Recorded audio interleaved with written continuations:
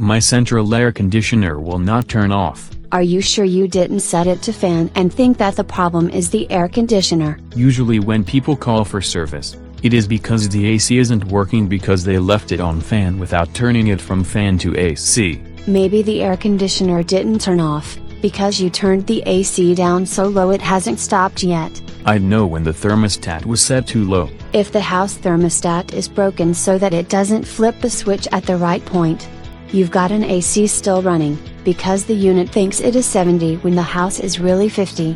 You're thinking of those bimetal thermostat switches. The thermostat, the control boards, everything in my home is digital. So you need to replace the thermostat so that it isn't malfunctioning and telling the AC to keep running.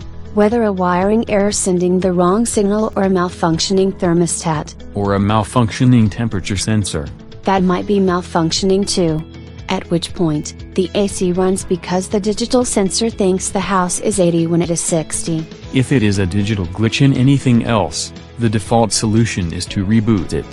How do you reboot a thermostat or AC? Power cycle via the breaker, turning it all off, waiting 5 minutes, and turning it back on. That's a lot harder than rebooting my gaming console. The other solution is replacing the temperature sensor that's malfunctioning. That's especially true if the AC is giving you an error that the temperature sensor is malfunctioning. If I power cycle it, then I know why it gives me the PF or power failure error. It is rare for someone to get an error that the compressor or condenser is stuck on. That would be a weird wiring error.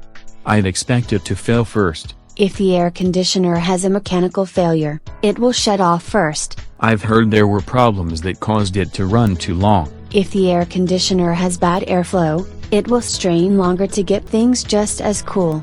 Then it is working longer to work just as hard. If it has bad airflow, it will run longer to get things as cool over a longer period too. If you have a refrigerant leak, it has to run twice as long to get things just as cool. That could cause ice on the coils. You'll see excessive sweat on the coils even if you don't have ice, up to and until it has no refrigerant.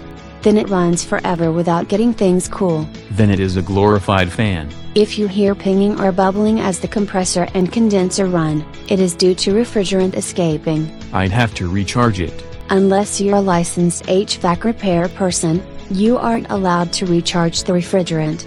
They don't want you adding it just to leak out again. Then I need to pay someone to find and repair the leak. Just try replacing the air filter, to improve its airflow so it isn't running extra long to keep the coil frozen until your house is cool.